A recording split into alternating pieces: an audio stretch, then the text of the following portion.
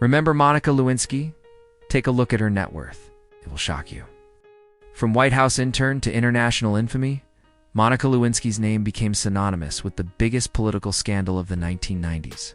The blue dress, secret recordings, the impeachment hearings, her entanglement with President Bill Clinton, catapulted a 22-year-old woman into a global media firestorm that many assumed would destroy her life forever.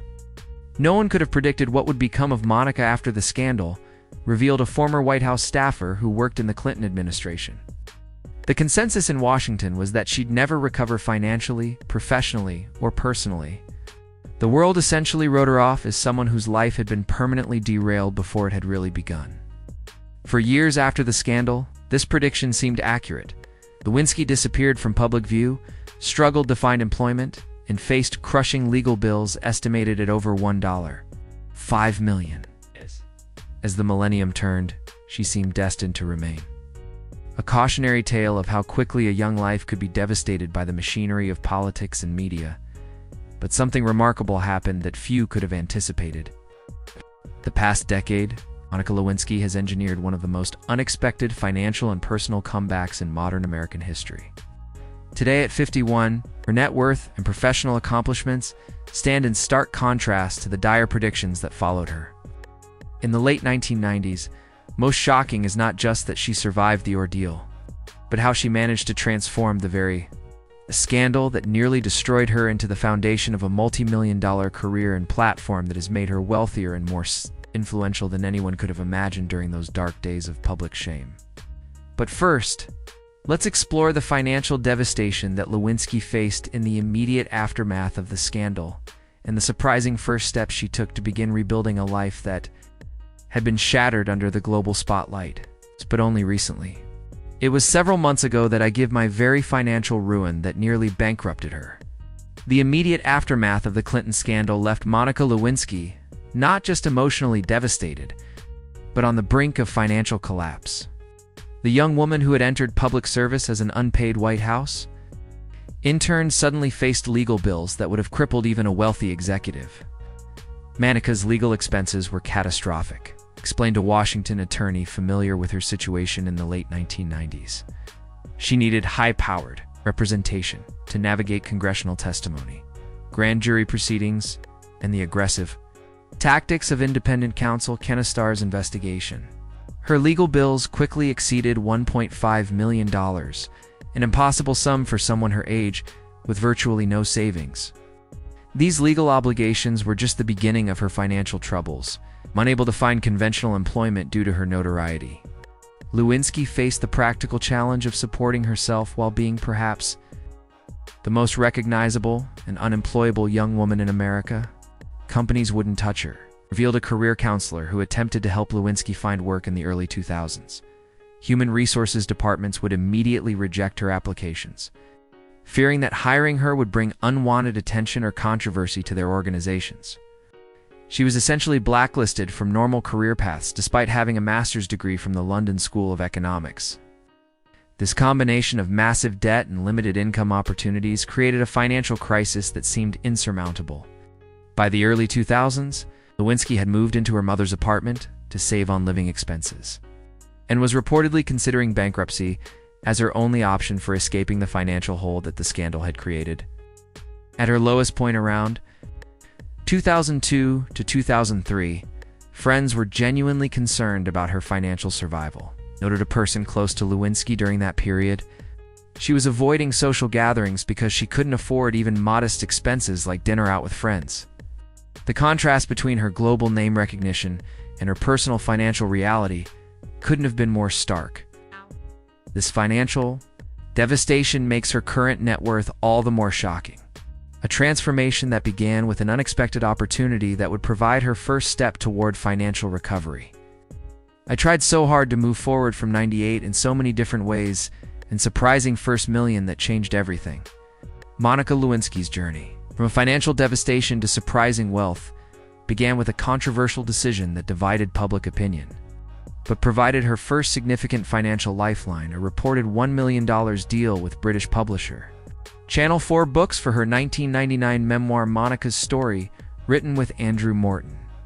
That book deal was absolutely essential to her survival, explained a publishing industry executive familiar with the arrangement. It wasn't just about telling her side of the story.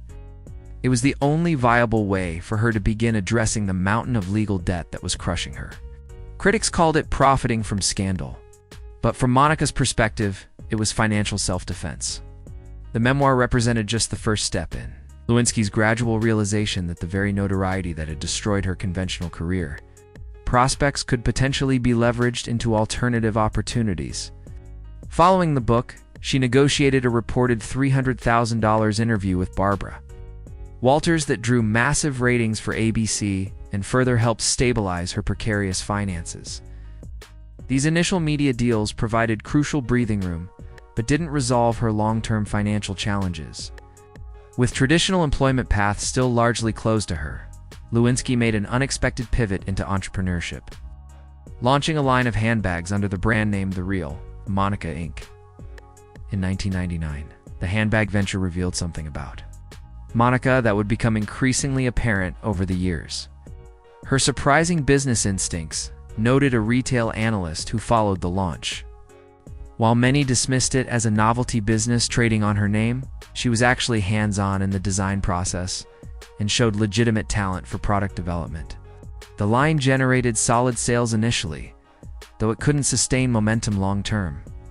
This entrepreneurial experiment, combined with paid appearances and spokeswork, allowed Lewinsky to gradually stabilize her finances throughout the early 2000s. However, her net worth remained modest compared to her eventual financial position, with estimates from that period placing her assets in the low seven figures. Enough to resolve her immediate legal debts, but not substantial wealth by celebrity standards. What's remarkable about this phase of Monica's financial story is her determination to create income streams despite overwhelming obstacles, observed a financial advisor who works with public figures facing reputation challenges. She wasn't receiving handouts. She was actively looking for ways to generate legitimate income while navigating unprecedented public scrutiny. That resourcefulness would prove crucial to her later financial success. This initial stabilization provided the foundation for what would become a much more significant financial transformation in the decades that followed. One built on a complete reinvention of her public persona and professional identity. Too young to kind of understand the news or who hadn't even been born yet. I don't know. The anti-bullying empire no one saw coming. It's the most surprising chapter. In Monica Lewinsky's financial resurrection began around 2014, and she made a strategic decision that would ultimately transform her. From scandal figure to respected advocate and open unexpected revenue streams that would dramatically increase her net worth. Monica's pivot to anti-bullying and anti-cyberbullying advocacy wasn't initially driven by financial considerations, explained a public relations expert who has observed her career evolution. It was an authentic response to her own experience, as perhaps the first person to be globally humiliated on the internet. But this authentic connection to the issue positioned her uniquely in a growing field that was increasingly commanding significant corporate and institutional investment. Lewinsky's 2014 Vanity Fair essay, Shame and Survival, marked her official return to public life after nearly a decade of relative seclusion. The powerful piece reframed her experience in the context of online harassment and public shaming, issues that had become increasingly prominent societal concerns. This reframing resonated deeply with a public that had grown more sympathetic to the dynamics of power, gender, and media exploitation that had characterized her story. That essay fundamentally changed her market value overnight, noted a speaking agency executive familiar with Lewinsky's career.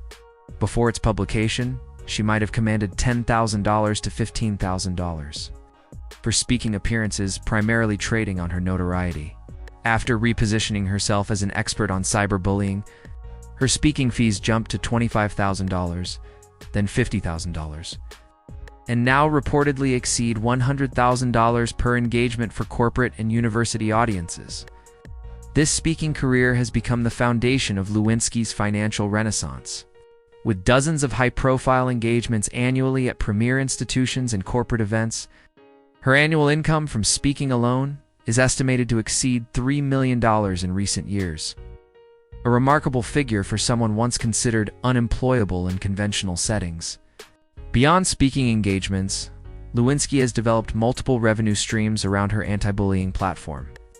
She has served as an advisor and spokesperson for anti-bullying technology companies, created educational content